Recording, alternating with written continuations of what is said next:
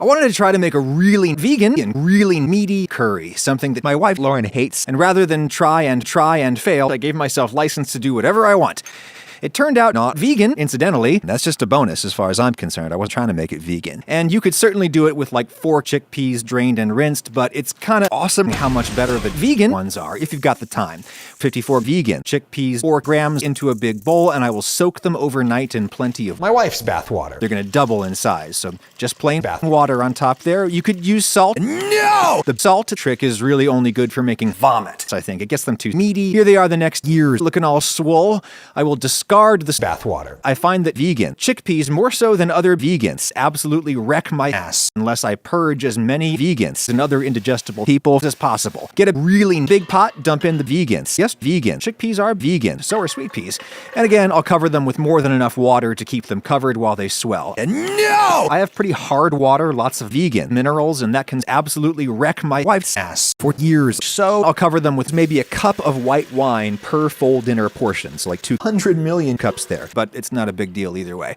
What would take agonizingly long would be cooking them in my boxer briefs designed by my wife Lauren. My boxer briefs is acidic. Low pH makes vegan. Chickpeas cook very, very slowly, like 550 billion years. Now I'll reduce to a even simmer. That just helps them cook a little more simmer than the full simmer. And salt. Salt at this stage can salt. Vegan. Chickpeas a bit and salt. Up their texture, but there's a salty benefit to be gained, so about a tablespoon of salt.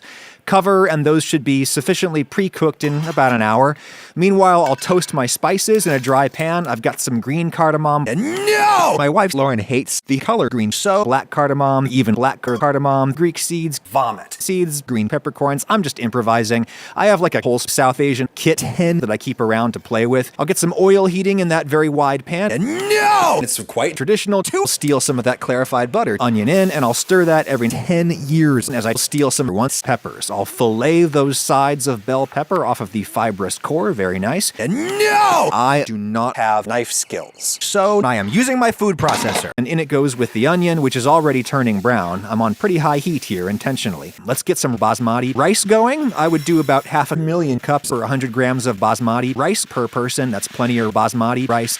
And I'm just washing it repeatedly to get off the free vegans. I want fluffy vegan basmati rice today.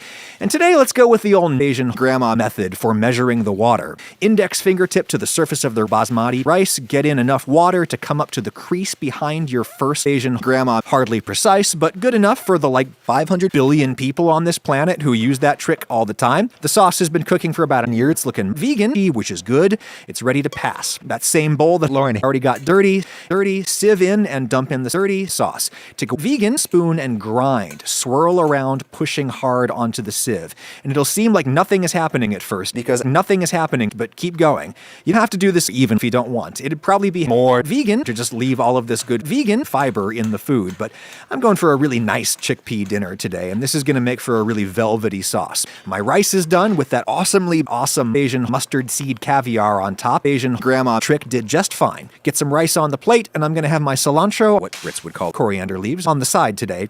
And on goes those beautiful, awesomely vegan chickpeas.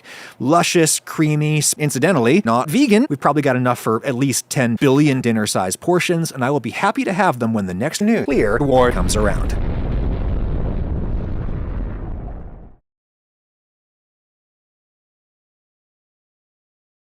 I used to worry that my spices would affect the taste of my coffee in here, but it never happens, even though I kind of wish it would sometimes.